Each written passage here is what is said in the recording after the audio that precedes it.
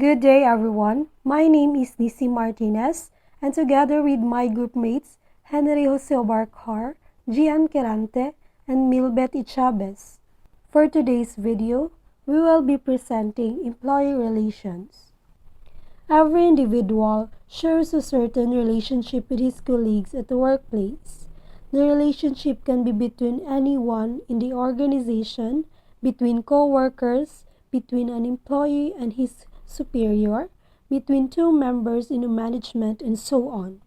It is important that the employees share a healthy relationship with each other to deliver their best performance. I believe that individual spends his or her maximum time at the workplace, and his or her fellow workers are the ones with whom he or she spends the maximum hours in a day.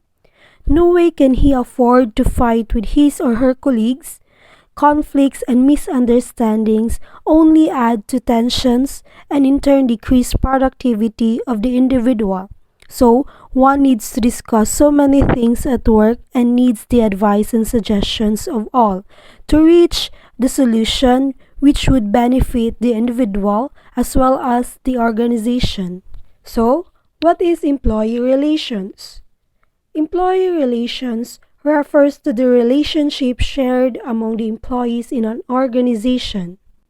The employees must be comfortable with each other for a healthy environment at work.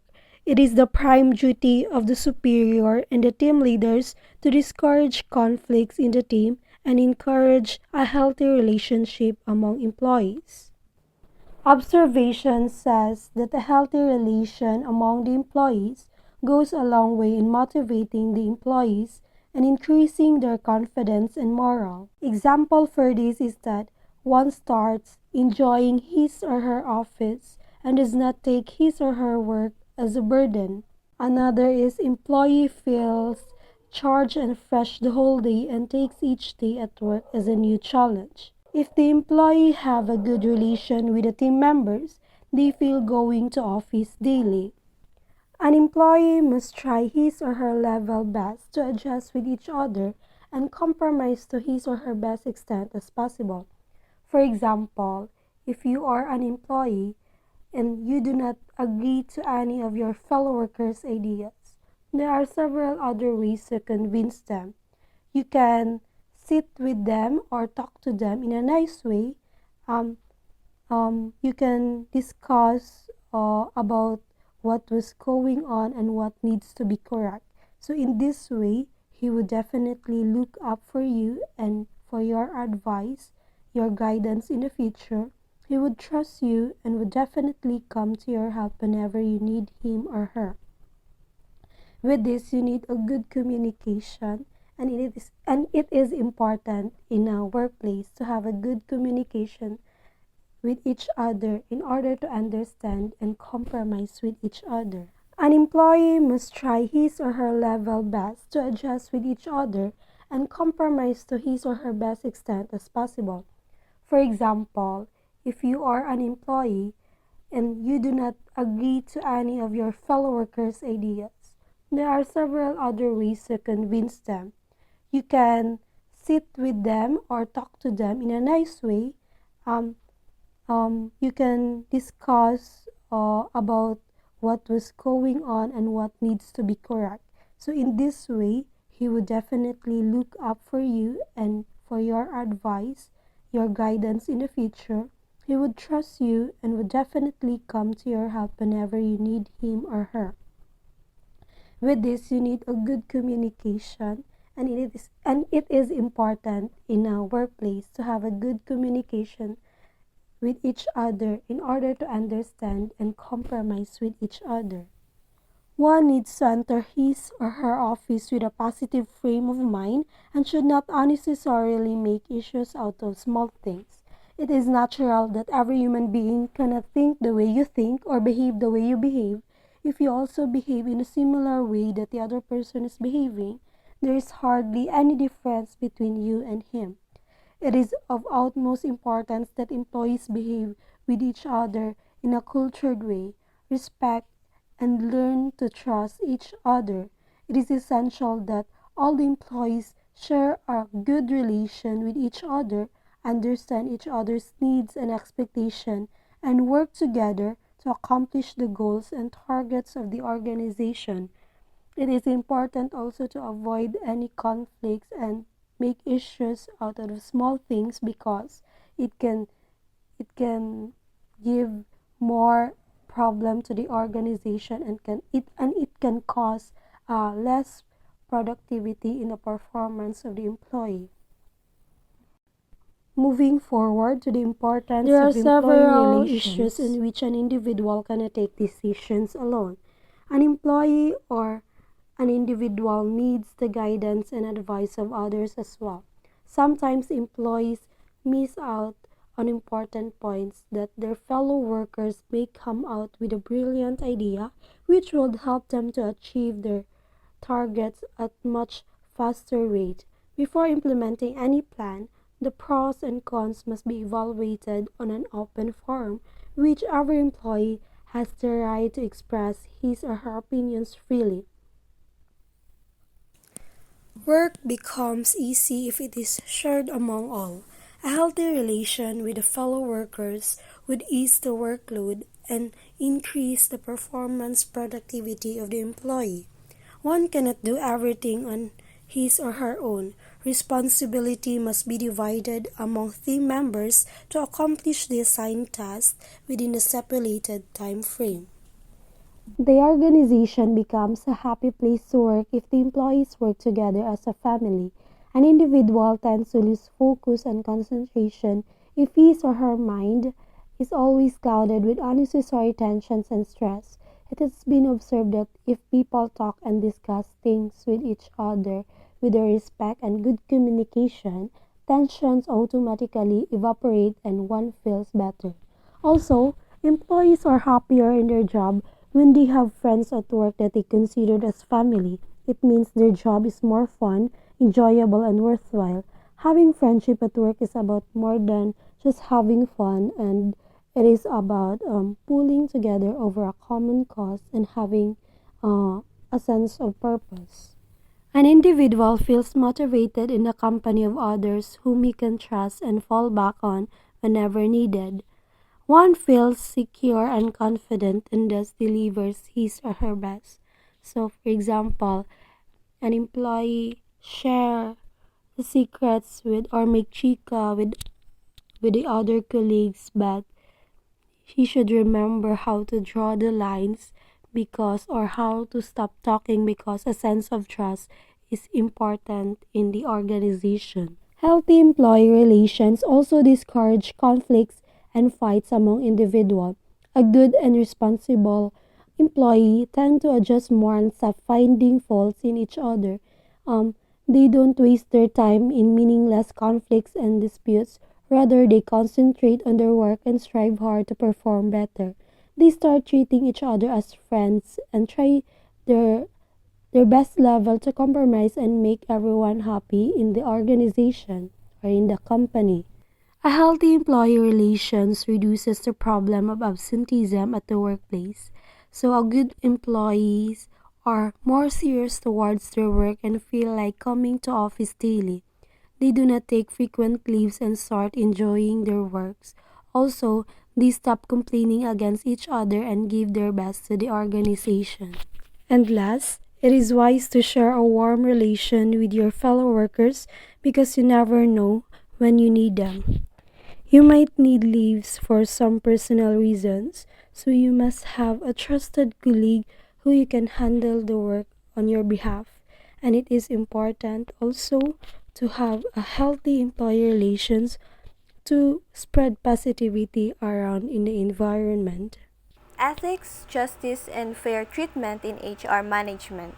So, for many managers, recruitment and replacement, training and development, and compensation are the heart of human resource management. But people expect something more. They expect their employers to treat them fairly and to have a safe work environment. So, the main purpose of this topic is to explain ethics, justice, and fair treatment in human resource management. Let's start with ethics. Ethics is the principles of conduct governing an individual or a group. It also refers to rules provided by an external source. Sometimes we were confused between ethics, moral, and law. Now let's differentiate them for thorough understanding. So ethics, just like what I have said earlier, it is the moral principles that govern a person's behavior or the conducting of an activity. Examples are the codes of conduct in workplace. Moral, on the other hand, basically it refers to an individual's own principles regarding right or wrong. If wala kay moral compass, pwede nimo i-follow ang ethical codes para naa kay basihan unsay right or wrong. Mostly, imong moral is gikan sa imong pamilya or environment kung asa ka nagdako. Moral is sometimes not ethical. For example, sa mga lawyers, ang iyang client kay kriminal. So, ang gibuhat sa iyang client is labag jud sa iyang moral. Example, nangawat or nang rape. Pero kay lawyer man siya, para professional lawyer man siya, so dapat depensahan jud niya ang iyang kliyente. Sag unsa pa nakadako iyang sala. And next is the law, which is the system of rules that a particular country or community recognizes as regulating the actions of its members and may enforce by the imposition of penalties. So, dali lang ni ma-identify kay it is a formal rules made by the government and can be just or unjust. Example sa unjust. Same sa magwad siblings.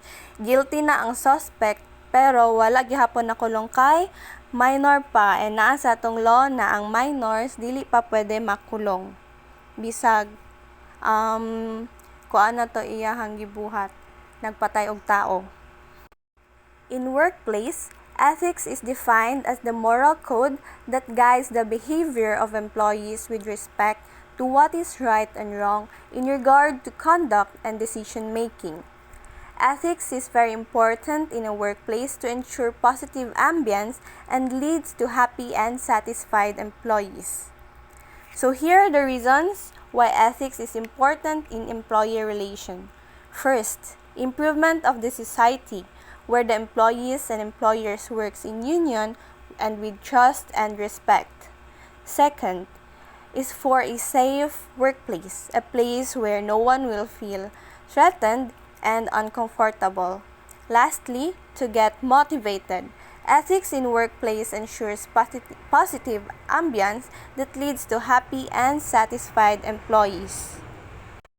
Next is fairness. Fairness is characterized by equity, respect, justice, and stewardship of the shared world. It is concerned with actions, processes, and consequences that are morally right, honorable, and equitable. In essence, the virtue of fairness establishes moral standards for decisions that affects others. Accountability and respect are two things that an employer should possess to even employees to show fairness in the workplace. Accountability, dapat ma-feel jud sa isa ka tao ang sense of responsibility sa iyang trabaho para mabuhat niya og tama og dili siya mag-agad sa laing tao. Respect is very understandable and dapat dili lang pili na tao ang imong respetoon, dapat tanan. Unethical behaviors and nepotism should be avoided to apply fairness in the workplace. Mostly, ginabuhat ni sa mga dagko na og ranggo kay usahay gina-overuse na nila ang ilang powers and ginabelital ang uban employees. Especially nepotism kanang mas ginapaboran nila basta kaila or kapamilya para mo ay makasulod sa company or makatrabaho. So, unfair jud kaayo siya para sa uban na nagtarong og apply pero wala nakuha kay dili sila kapamilya or friend. Next is the workplace justice, which is referred to as company policies. It ensures a clear understanding and equitable treatment of employees. So the company will give its employees compensation systems like bonuses, overtime pay, recognition rewards, commission, etc.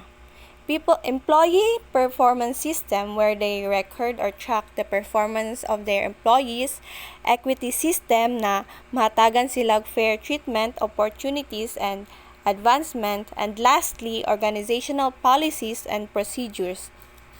With this form, hatagan nimong hustisya ang kahago og serbisyo sa imuhang employees. In continuation in the topic workplace justice, it was mentioned earlier that it is a set of policies in an organization to ensure that all employees are treated with fairness and equality. So it is really important to have justice in a workplace so that it will not lead to unethical behavior of employees or any destructive practices within the organization. So if ma-feel man good sa isa ka employees na wala siya ginatreat og tarong, ang tendency ana is mubaba jud ang productivity ug motivation sa isa ka employees. Huna-una sa employees na useless man gapon if I'll do my best. Dili gapon ma-acknowledge ang fruit sa akong hard work. In addition, mag-result pud ni og negative relationship with your co-employees. So dira na mag-start ang mga misunderstanding and all. So let's dive in deeper about this topic for you all to understand it clearly. There's three drivers of workplace justice, namely distributive justice, procedural justice, and interactional justice. Let us first discuss what is distributive justice. So mag-occur na siya when an employees believe that outcomes are equitable.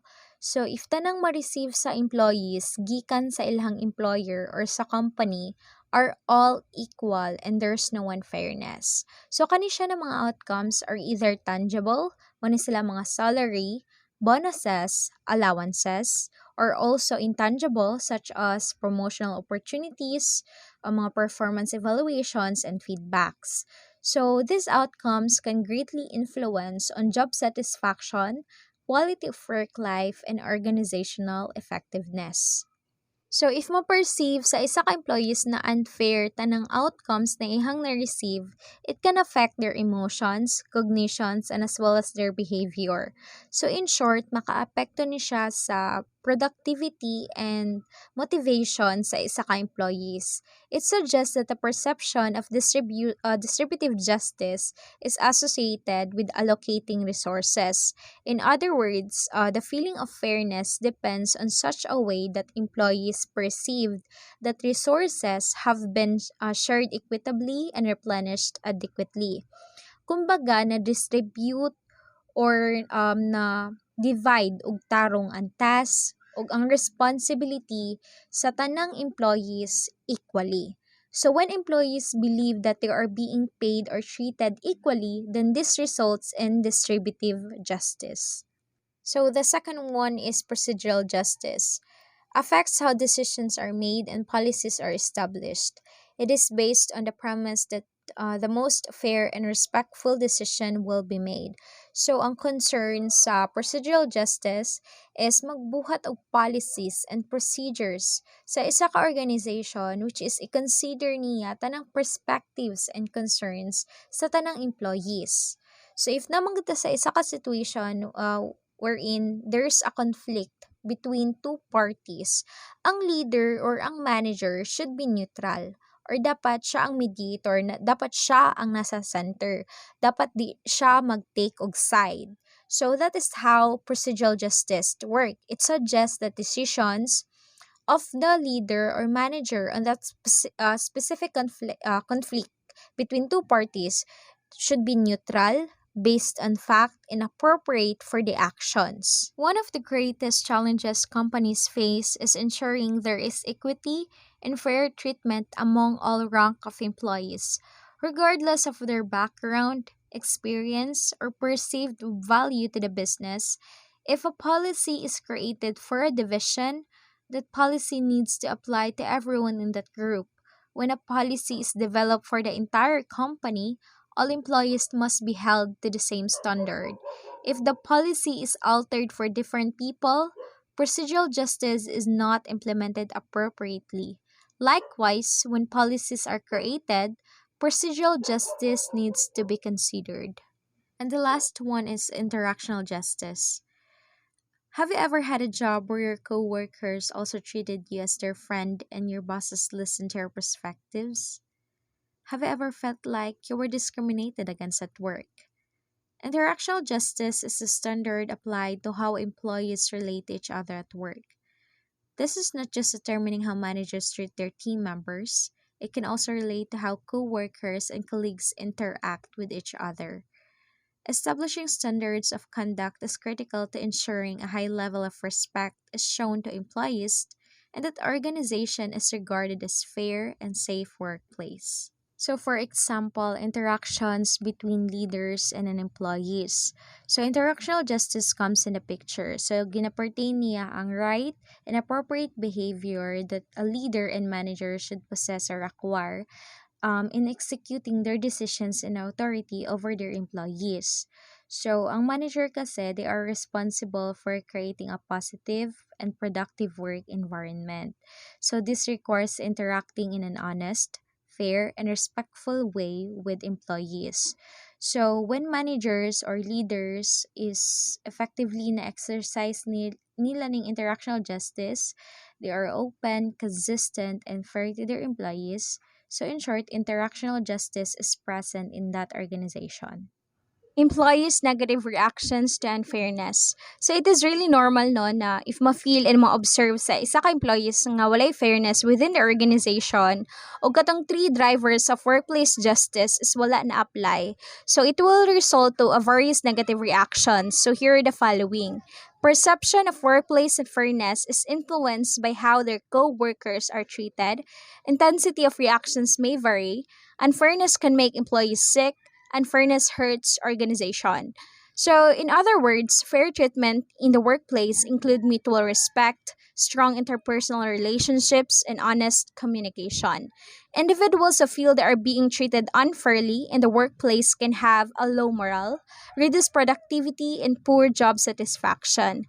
It can also result in high turnover. On the other hand, individuals who feel they are treated well by their managers and organizations are often motivated to perform at the higher levels. They have a greater sense of team spirit and overall job satisfaction. Individuals who feel valued and are treated fairly at work are better engaged and more productive. Additionally, it is important to balance flexibility and understand that on an individual level, fair treatment doesn't necessarily mean treating individuals the same. Each individual are unique, so they have different needs, performance levels, personalities, work styles, motivations, and goals. So when you honor their differences, you will be more likely to honor each person for who they are. Hi, I'm Henry Jose Abarcar, and I'm here to report about labor unions and collective bargaining. Labor unions, also known as labor organization, for the purpose of collective bargaining or mutual aid, interest, cooperation, and protection. A labor union is an organization of employees that is created for the purpose of dealing with employers concerning employee-employer relations, include grievance, labor disputes, wages, rates of pay, hours of employment, and other conditions of work. A labor union negotiates on behalf of its members in a process known as collective bargaining. They are also usually active in the political process and in lobbying about issues of importance to their members. Labor unions in the Philippines are classified as either: first, public sector unions refers to any organization, union, or association of employees in the agencies of government which exists in whole or in part of the purpose of collective negotiation or mutual aid, interest, cooperation, and protection. The purpose of public sector unions are: make government employees aware not only of their rights but also their responsibilities, know not only to make impositions or demands but also to listen to reasons, looks upon management not as rival but as partner to social and economic progress, and lastly, balance its interests and those of the management and the agency as a whole. Next, we have private sector unions. It represents the interests of workers in the private sector, which is made up of members who work in non-governmental industries. This union seeks to protect the rights and interests of workers from corporate abuse. It primarily represents the interests of employees within public sectors or governmental organizations. refers to any union or association of employees in the private sector which exists in whole or in part of the purpose of collective bargaining or mutual aid, interest, cooperation, protection, and other lawful purposes. Now let's move on to collective bargaining. Collective bargaining, a negotiation process that takes place between an employer and a group of employees when certain issues arises. It is a process where the parties agree to fix and administer terms and conditions of employment which must not be below the minimum standards fixed by law, and set a mechanism for resolving their grievance. It is a bipartite process. Collective bargaining process generally consists of 4 types of activities. First, we have distributive bargaining. Involves haggling over the distribution of surplus. Economic issues are discussed. Open parties' gain is another party's loss. Tend to be more competitive, also known as conjunctive bargaining. Distributive bargaining is also known as zero-to-sum negotiations because the assets or the resources which need to be distributed are fixed. So all the negotiations will have to happen by taking that into context. The ultimate aim under distributive bargaining approach is not to come to a win-to-win kind of situation, but the one side wins as much as they can. Both parties will try to get the maximum share from the assets or resources which needs to be distributed. We end up using distributive bargaining approach in our daily lives as well as when we shop. Usually, distributive bargaining approach works well with products which do not have a fixed price. For example, if you go to the supermarket and buy some products, you won't be able to bargain because they have fixed price. Either you can buy the product or leave it. Next, we have integrative bargaining. Involves negotiation of an issue on which both parties may gain or at least neither loses.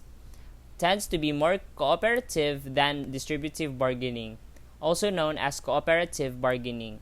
Integrative bargaining or win-win bargaining is a negotiation strategy in which the involved parties work together to find a solution that satisfies the needs and concerns of each. This process often involves group brainstorming and creative thinking for individuals to suggest different ideas that benefits both parties. Compromising and bargaining is common in integrative negotiation, and both sides may need to give up certain needs to reach a solution.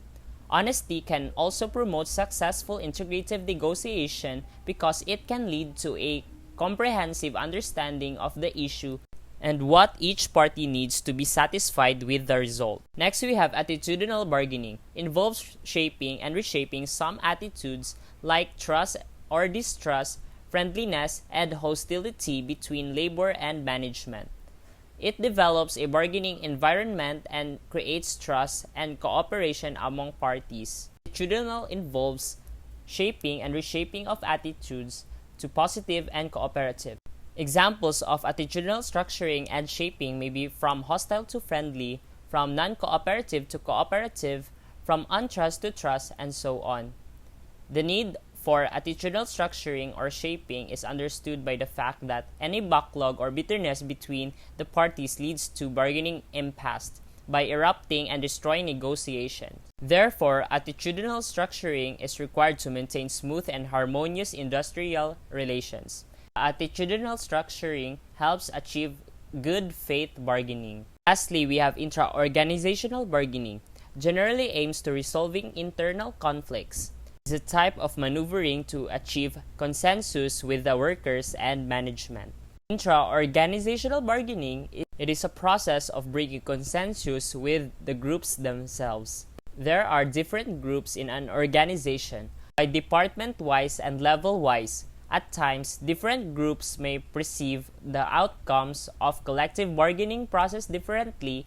For example, the unskilled workers may feel that they are neglected, or women workers may feel that their interests are not taken into consideration. Not only that, there may be differences even within the management. While personnel manager may support increase in wages, the finance manager may oppose the same ground that will be disturbed by the company's financial position. Given such situation, intra-organizational consensus is required for the smooth acceptance for the agreements arrive at collective bargaining. Thus, intra-organizational bargaining involves maneuvering to achieve consensus with the workers and the management. Now, let's move on to our last topic, which is the 5 core steps of collective bargaining. The collective bargaining is a technique to reach a mutual agreement between the employer and the employees. Here, the representatives of both the parties, the union and the employer, meet and discuss the economic issues such as wage, bonus, number of working hours, and other employment terms. The process of collective bargaining comprises of 5 steps that are followed by both the employee and the employers to reach an amicable solution. First, we have preparation. At the very first step, both the representatives of each parties prepare the negotiations to be carried out during the meeting. Each member should be well versed with the issues to be raised at the meeting and should have adequate knowledge of the labor laws. The management should be well prepared with the proposal of change required in the employment terms and be ready with the statistical figures to justify its stance. On the other hand, the union must gather adequate information regarding the financial positions of the business along with its ability to pay and prepare a detailed report on the issues and the desires of the workers. Second, we have discussions. Here, both the parties decide the ground rules that will guide the negotiation, and the prime negotiator is from the management team who will lead the discussion. Also, the issues for which the meeting is held are identified at this stage. The issues could be related to the wages, supplementary economic benefits such as pension plans, health insurance, holiday pays, and etc. It could be administrative issues such as health and safety, technological changes, job security, and working conditions. Or it could be institutional issues such as rights and duties or ESOP plans. Third, we have proposal. At this stage, the chief negotiator begins the conversation with an opening statement, and then both the parties put forth their initial demands. This session can be called as brainstorming, where each party gives their opinion that leads to arguments and counter-arguments. Next, we have bargaining. The negotiation begins at this stage, where each party tries to win over the other. The negotiation can go for days until a final agreement is reached. Sometimes both the parties reach an amicable solution soon, but sometimes to settle down the dispute, the third party intervenes into the negotiation in the form of arbitration or adjudication. And lastly, settlement or final agreement. This is the final stage of the collective bargaining process, where both the parties agree to a common solution to the problem discussed so far. Hence, the mutual agreement is formed between the employee and the employer, which is to be signed by each party to give the discussion a universal acceptance. Thus, to get the dispute settled, the management must follow these steps systematically to give equal chance to the workers to speak out their minds. This is Lesson 9, Employee Relations. Thank you so much for listening.